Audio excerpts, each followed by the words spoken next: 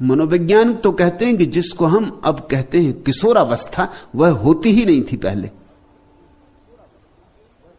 क्योंकि 7-8 साल का बच्चा तो काम में लग जाता।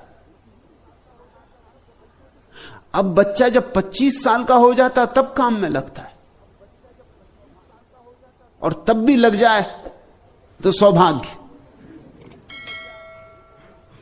क्योंकि एक तो 25 साल बिना काम करने की आदत, 25 साल मुफ्तखोरी करने की आदत, 25 साल तक मां बाप के ऊपर निर्भर रहने की आदत। कोई लंबा छोटा समय नहीं, लंबा समय 25 साल।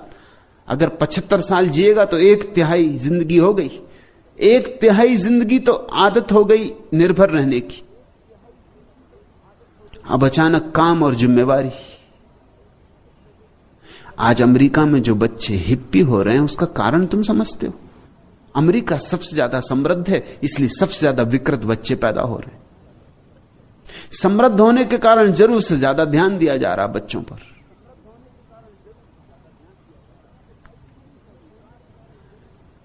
बच्चों को साइकिल ही नहीं चाहिए, कार भी चाहिए। छोटे छोटे बच्चे कार चला रहे हैं। सबसे ज्यादा दुर्घटनाएं उन्हीं से होती। सबसे ज्यादा कार की दुर्घटनाएं 18 वर्ष से लेकर 25 वर्ष के बीच के लड़के करते, लड़कियां करती। और सबसे ज्यादा अपराध भी वही करते। सबसे ज्यादा उपद्रव भी 18 और 25 साल के बीच के बच्चे करते। खाली है, ताकत हाथ में आ गई, काम कुछ है नहीं। यूनिवर्सिटी में आग लगाओ, फर्नीचर तोड़ दो, खिड़कियों के कांच तोड़ दो, कुछ तो करना होगा। ये तुम कल्पना नहीं कर सकते थे, क्योंकि 25 साल का पुराने जमाने का आदमी तो बड़ा प्रौढ़ होता था। क्योंकि 7-8 साल का होता तब तो काम में लग जाता, और भी गरीब घर का होता तो और भी पहले काम में लग जाता। जिम्मेदारियां सिर पे आती तो अनुभव आता, अनुभव आता तो समझ आती।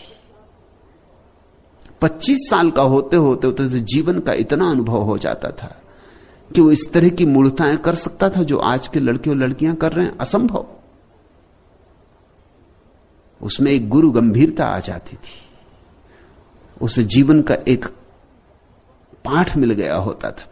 आज हम सोचते हैं बच्चों को हम शिक्षा दे रहे हैं, लेकिन जीवन के पाठ से हम उनको वंचित रख रहे हैं, और उनका इतनी फिक्र हम कर रहे हैं कि ना वो अपना पजामा का नाड़ा बांध सकते हैं, वो भी मां बांध रही।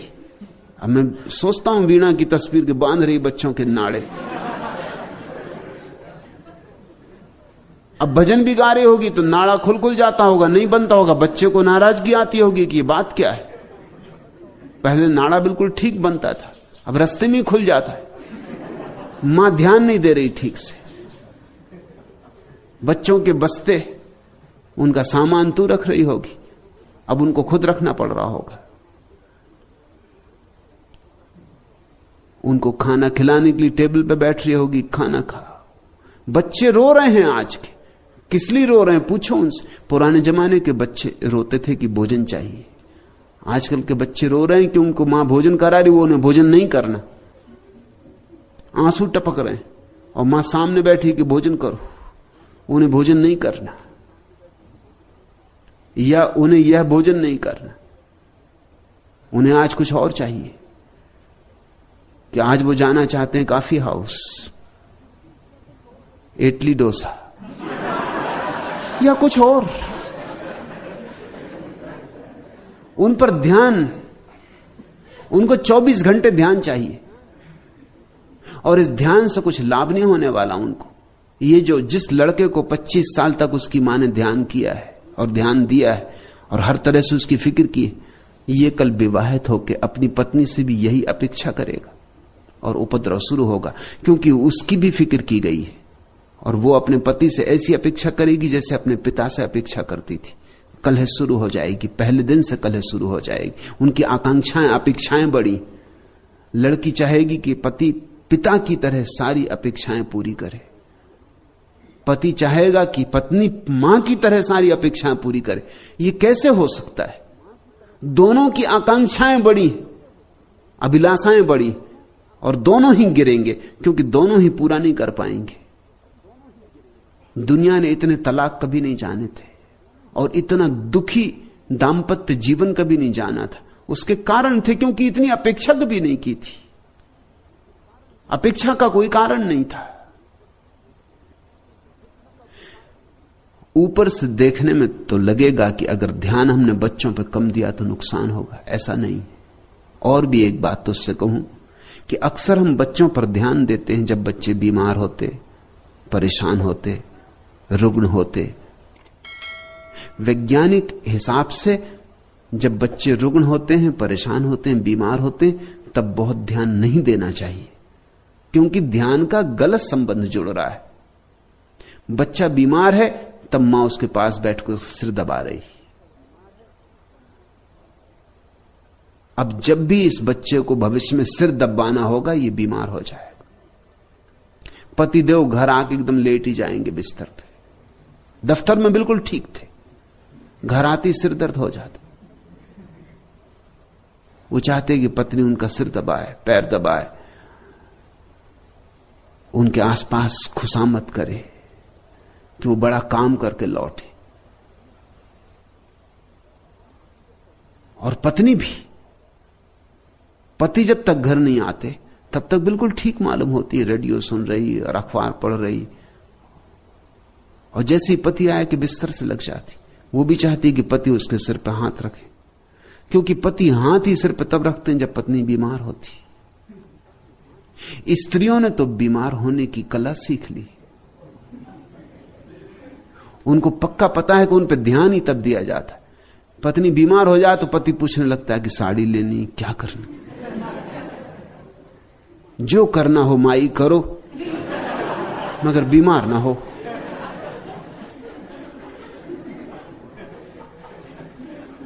पत्नी भी जानती है कि जब बीमार हो तभी पति ध्यान देता, नहीं तो पति अपना अखबार पढ़ता है। ध्यान देने की फुर्सत कहां है। वो आते ही से अपने पैर फैला के अखबार की ओर में हो जाता। अखबार ओट है, वो बचने का उपाय है। पति आते से अखबार खोल लेता है, पत्नी इत्यादि सब उस तरफ छूट गए, झंझट मिठी।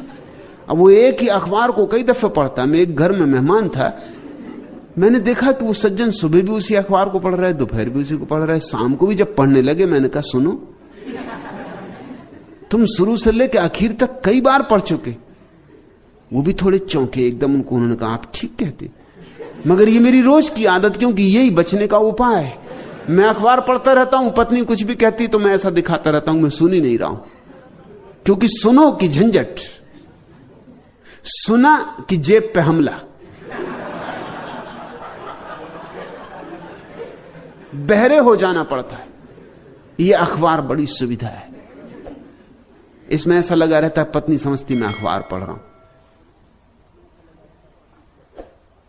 बच्चों पर जब वे रुग्ण हो तो उनकी सेवा करना, लेकिन ध्यान मत देना। इन दोनों में बड़ा भेद है। जो जरूरत हो अपेक्षा पूरी करना, उनकी दवा की जरूरत हो दवा दे देना, उनको कंबल उड़ाना हो कंबल उड़ा देना, लेकिन ज्यादा उनकी खुशामद मत करना। कहीं ऐसा ना हो कि तुम्हारी खुशामद उनके भीतर बीमारी में न्यस्त स्वार्थ बन जाए। कहीं ऐसा ना हो कि उनको लगने लगे कि जब भी ध्यान चाहिए हो तो बीमार हो जाने से मिलेगा। मनोवैज्ञानिक कहते हैं कि दुनिया में 70% बीमारियां मानसिक हैं। 70% बड़ा अनुपात है। और ये 70% बीमारियां ऐसी हैं जो तुम चाहते हो कि हो जाएं। तुमने देखा परीक्षा के वक्त बच्चे बीमार हो जाते। परीक्षा के वक्त सारी दुनिया में बच्चों की बीमारियां एकदम बढ़ जाती, क्योंकि बीमारी सुगम उपाय है बचने का। परीक्षा देने की जरूरत नहीं, बीमार है। या अगर देनी भी पड़ी परीक्षा और पास न हुए तो भी कोई ये नहीं कह सकता कि कोई हमारी भूल हुई, बीमार थे। या अगर तृतीय श्रेणी में आए तो भी चलेगा, क्योंकि बीमार थे, क्या कर सकते हो।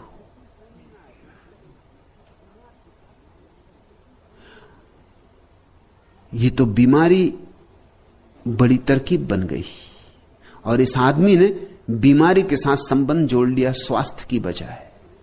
मेरी अपनी देशना तो यही है कि जब बच्चे स्वस्थ हों चाहो तो उन पर थोड़ा ज्यादा ध्यान दे देना, मगर जब बीमार हो तो ज्यादा ध्यान मत देना। ध्यान को स्वास्थ्य से जुड़ने दो। जब बच्चे मस्त हो, आनंदित हो, उनको गले लगा लेना, लेकिन जब बीमार हो तब कंबल ओढ़ा कर उनको सुला देना। ये कठोर मालूम पड़ेगा, ऊपर से तो कठोर साफ ही लग रहा है, लगेगा कि मैं कोई उल्टी बातें सिखा रहा हूं। ऐसे में उल्टी ही बातें सिखाता हूं। लेकिन जब बच्चा बीमार हो तब उसे कंबल उड़ा के सुला देना, दवा पिला देना, बस ऐसे जैसे नर्स करती। उस वक्त मात्र तो मत दिखलाना। सुविधा हो तो नर्स ही रख देना, वो ज्यादा अच्छा। लेकिन जब बच्चा प्रसन्न हो, आनंदित हो, तो कभी उसे गले भी लगाना, उसका हाथ में हाथ लेके नाचना भी। उसका स्वास्थ्य में रस जोड़ो, ताकि जिंदगी भर उसका रस स्वास्थ्य में रहे, बीमारी में ना हो जाए। दुनिया की 70% बीमारियां समाप्त हो सकती हैं अगर हम बच्चों का संबंध स्वास्थ्य से जोड़ दें।